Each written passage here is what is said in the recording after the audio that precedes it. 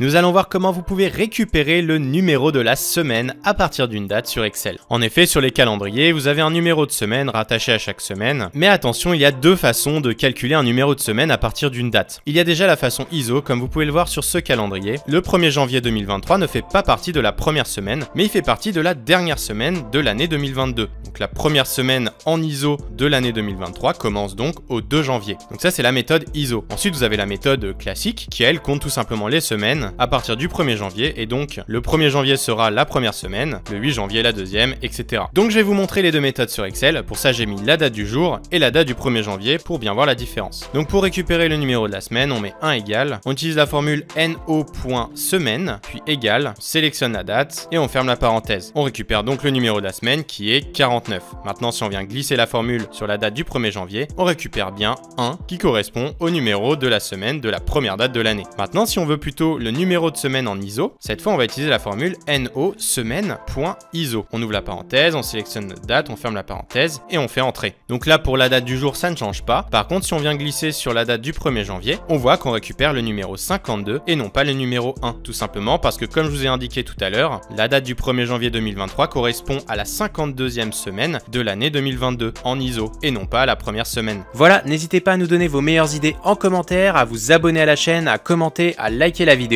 et on se retrouve pour plus d'astuces et de tutos en 1 minute.